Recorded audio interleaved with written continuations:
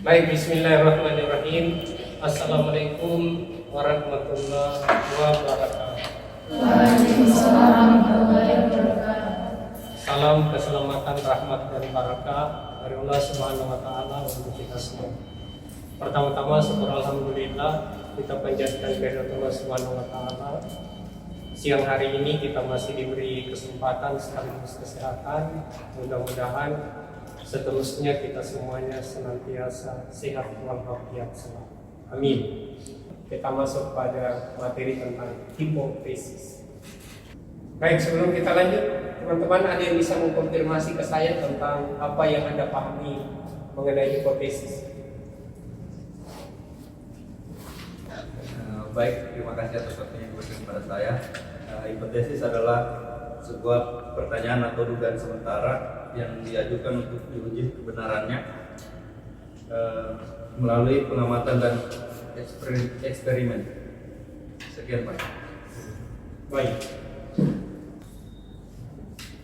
Baik, kita lanjut ya. Jadi benar apa yang disampaikan tadi. Jadi sebenarnya hipotesis itu adalah jawaban tegas atas permasalahan, tapi dia didasarkan pada hasil kajian teori. Ini yang sekarang. Kalau yang dulu hipotesis itu sering disebut dengan dugaan. Jadi jawaban sementara. Sekarang hipotesis adalah jawaban tegas atas masalah penelitian yang didasarkan pada teori yang ada. Jadi hipotesis itu harus ada dasar teorinya. Jadi tidak bisa hanya kita menduga-duga tanpa ada basis teori yang jelas. Jadi sudah harus ada kejelasan tentang teori yang disebut dengan hipotesis. Nah, teman-teman, pada proposal kita, sistematika penulisannya itu hipotesis ditempatkan setelah kerangka berpikir. Nah, terhadap hipotesis yang sudah kita rumuskan nanti di proposal ini, kalau kita lihat, peneliti dapat bersikap dua hal, yaitu yang pertama, kita menerima keputusan seperti apa adanya seandainya hipotesisnya itu tidak terbukti. Misalnya begini, perilaku wirausaha ternyata tidak terbukti secara signifikan berpengaruh terhadap kinerja usaha. Kalau angket kita sudah benar, instrumen yang benar, ambil data lapangan kita laksanakan dengan benar, kemudian tabulasi datanya benar, proses instruksinya juga benar, di aplikasi, hasilnya ternyata membuktikan hipotesis kita tidak terbukti. Maka kita terima itu sebagai sebuah kenyataan. Jangan mau ditakut-takuti dengan yang lain-lain. Itu kemarin banyak kita temukan karena hipotesisnya tidak terbukti. Jadi kasih takut-takut dan temannya mati tuh. Nanti pun dimusuh itu karena melawan tim bertentangan dengan pendapat orang. Jadi kita harus terima sebagai sebuah kenyataan bahwa itu tidak terbukti di lokasi penelitian kita. Meskipun berbenturan dengan teori, berbenturan dengan para peneliti sebelumnya.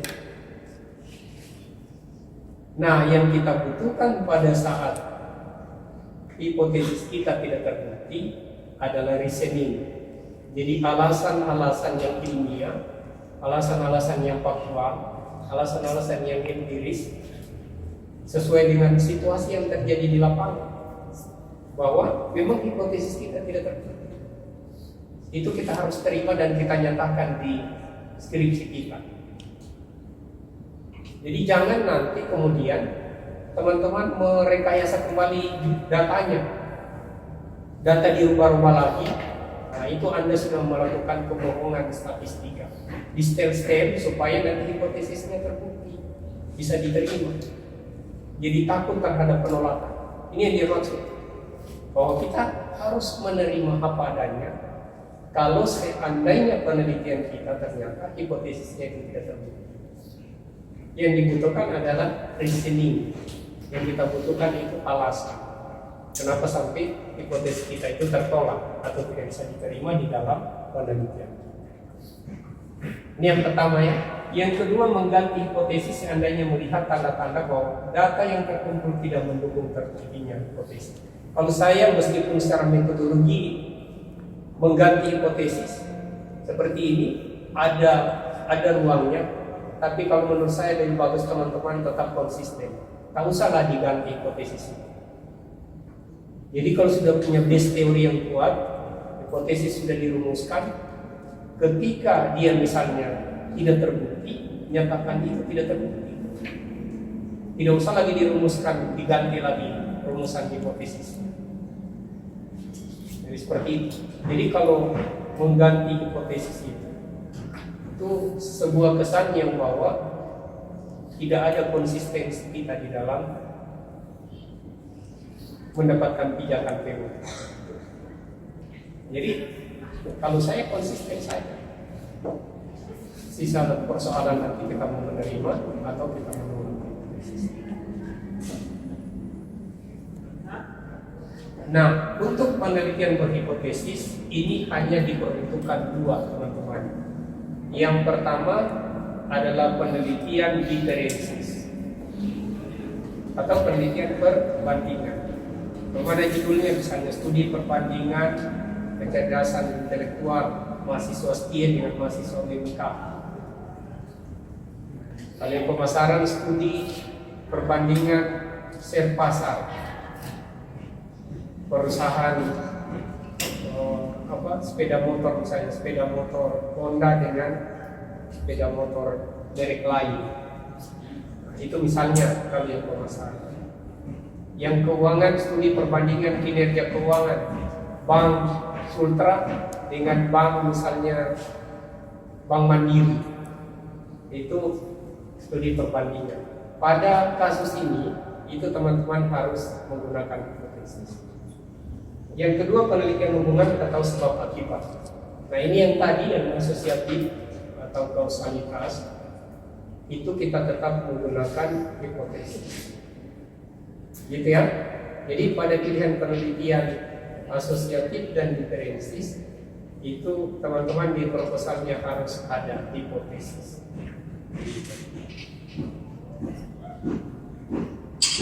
Nah, untuk jenis hipotesis ada hipotesa kerja, ini disebut dengan hipotesis alternatif, maka sering diberi simbol HH. Jadi kalau kita di STIE, khususnya di manajemen, itu hanya hipotesis ini yang kita gunakan, hipotesis alternatif. Tanya, perilaku wirausaha berpengaruh positif signifikan terhadap kinerja usaha. Itu namanya hipotesis alternatif, hipotesis kerja. Gitu. Ada hubungan antara PRS dan Y atau ada perbedaan antara dua kelompok. Nah, ini contoh-contohnya hipotesa kerja. Jika orang banyak makan maka berat badannya akan naik. Ada perbedaan antara penduduk kota dan penduduk desa dalam cara berpakaian. Ini HH. Ada pengaruh makanan terhadap berat badan. Hipotesa kerja. Kemudian yang kedua ada hipotesis nol. Nah, hipotesis nol ini kalau supaya memudahkan kita pahami selalu diawali dengan kata tidak ada. Tidak ada perbedaan, tidak ada hubungan, tidak ada pengaruh. Itu hipotesis nol. Tanda-tandanya tidak. Dia selalu tidak. Ini sering juga disebut dengan hipotesis statistik. Teman-teman, proposal kita di STIE tidak butuh lagi yang ini, yang hipotesis nol. Kalau di FKIP UHO itu mereka masih butuhkan yang ini. Jadi mereka ada HH dan ada H0. Kalau kita di STIE tidak ada lagi H0, yang ada dengan HH. Gitu ya. Jadi hanya hipotesis itu yang kita uji, diterima atau ditolak.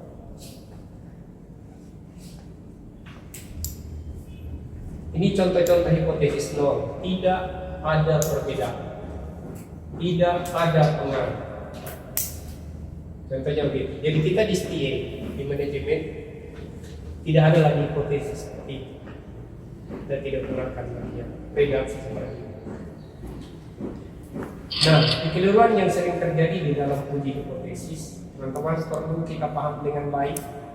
Yang ini, yang pertama, kalau kita lihat, ini keadaan sebenarnya, hipotesis benar. Kemudian kita terima hipotesis, maksudnya hipotesisnya benar ya kita rumuskan, lalu kita terima, maka kita tidak membuat kekeliruan di sini. Tapi kalau hipotesis salah, kemudian kita terima hipotesisnya salah ya, kemudian kita terima hipotesis, maka nanti kita membuat kekeliruan yang ini. Nah, bagaimana caranya sampai hipotesis itu salah? Jadi hipotesis salah itu karena pada saat studi eksploratoris itu salah menetapkan variabel. Saya ulang ya, kenapa hipotesis salah? Karena pada saat studi eksploratoris mencari informasi secara dalam, secara komprehensif di awal itu salah kita menetapkan variabel. Jadi yang kita ambil variabel A, tapi yang sesungguhnya bukan variabel A, tapi variabel C atau variabel D. Artinya kalau sudah seperti itu, maka pasti nanti rumusan hipotesis kita keliru. Yang repot ketika hipotesis itu keliru, baru kita uji dan kita terima sebagai kebenaran, maka itu pada akhirnya nanti kita membuat kekeliruan. Gitu. Apa pesannya? Bahwa teman-teman nanti ketika laksanakan studi eksploratoris itu harus betul-betul teliti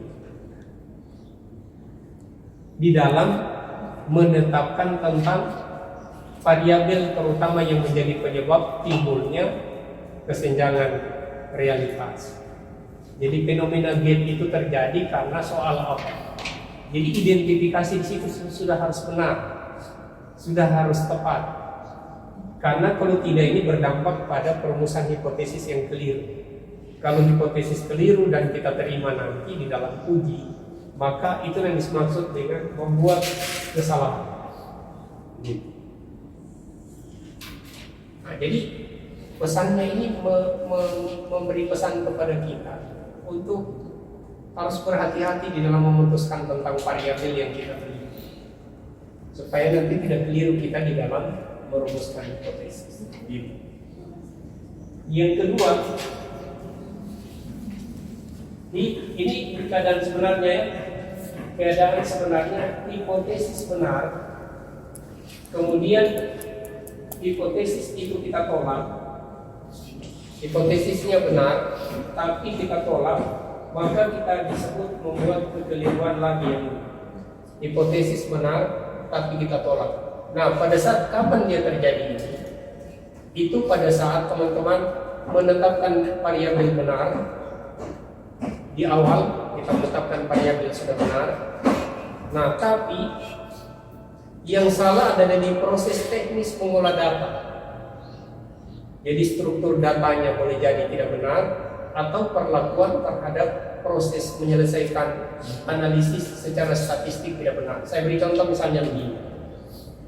Ada penelitian, misalnya judulnya pengaruh produksi padi terhadap pendapatan petani. Jadi kalau kita berpikir semuanya itu sudah terukur dalam bentuk angka. Tapi produksi padi itu satuan ukurnya boleh kilogram, boleh ton. Sedangkan pendapatan petani itu satuannya rupiah. Jadi teman-teman kalau data ini kemudian kita langsung masukkan di SPSS, itu SPSS dia kerja, betul dia kerja, dan ada hasilnya. Tapi kita tidak sadar bahwa di proses ini kita sudah membuat kekeliruan. Nah, kalau proses teknis keliru, nanti yang dimasukin hipotesisnya benar, tapi kita tolak hipotesis, gitu ya. Nah, nanti kita membuat kesalahan. Kenapa ini kesalahan? Karena proses tadi harusnya itu data distandarisasi dulu, kemudian kita masukkan di aplikasi. Jadi karena ada proses teknis yang terlanggar, maka hipotesis itu harusnya sudah benar, tapi kemudian kita tolak hipotesisnya karena proses analisa data yang tidak benar, maka kita dianggap juga melakukan kekeliruan. Apa pesannya? Bahwa pesan yang paling penting dari analisa ini adalah teman-teman itu dituntut supaya harus bisa menguasai prosedur dan teknik analisis yang benar. Gitu. Jadi ada dua hal yang perlu saya ingatkan. Yang pertama, menetapkan variabel di awal, dan yang kedua, Anda harus kuasai tentang prosedur analisis statistikanya, terutama dengan perlakuan data. Salah memperlakukan data, maka itu membuat kekeliruan. Jadi ada dua hal yang teman-teman itu diingatkan oleh dua macam kekeliruan ini, supaya nanti ya. Ini ada pengalaman saya waktu pas kebetulan saya jadi penguji. Jadi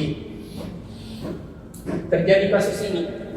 Jadi saya suruh ulang-ulang datanya secara keseluruhan karena salah di dalam memberikan treatment terhadap data. Gitu. Jadi harus dilakukan analisis kembali. Gitu.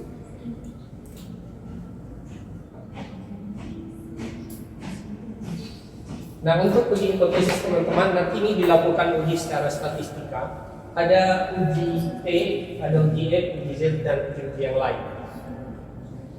Ini bagian nanti dari sesi tentang teknik analisa data. Nanti kita akan cari tentang uji.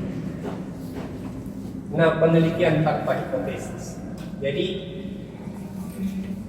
ada juga penelitian kita nanti yang tidak ada hipotesisnya, yaitu pada kasus penelitian deskriptif. Ini pernah ada kejadian yang seminar penelitian deskriptif. Jadi pada saat kita seminar kan ada dua. Jadi ada dua mahasiswa, pengujinya ada 4. Jadi kemudian mahasiswa itu ditanya, kenapa penelitian Anda ini tidak ada hipotesisnya, sementara teman Anda ini ada? Jadi karena mungkin dia belum paham, akhirnya dilanjutkan dengan pertanyaan dari dosen. Atau jangan sampai mungkin ini halamannya tercecer. Jadi dia bilang mahasiswa itu, oh iya benar Pak, tercecer di fotokopi. Dosennya senyum-senyum.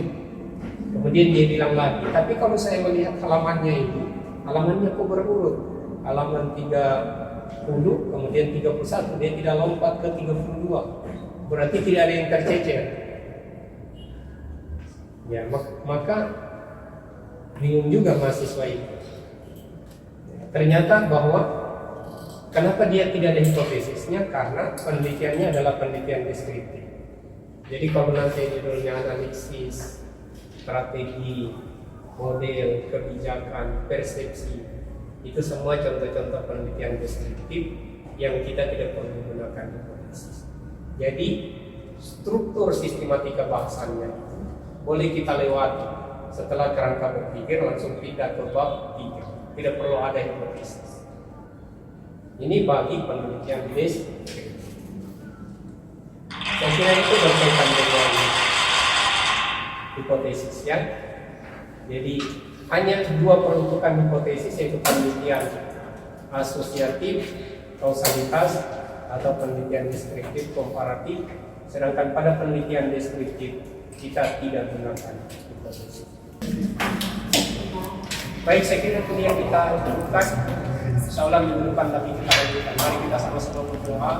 Mudah-mudahan kita semuanya senantiasa sehat walafiat.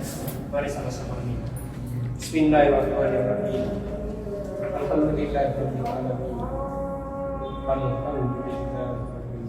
Allahumma salli ala Allahumma ta'ala wa barakatuh wa barakatuh wa barakatuh.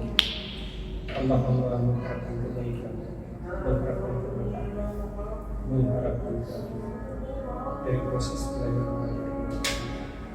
Allahumma ya Allah ya nas'aluka ridha, ilmu nas'aluka ridha, al-ridha yang ilmu nas'aluka ridha. Subhana rabbika rabbil izzati amma yasifun wa salamun alal mursalin. Alhamdulillah. Assalamualaikum warahmatullahi wabarakatuh.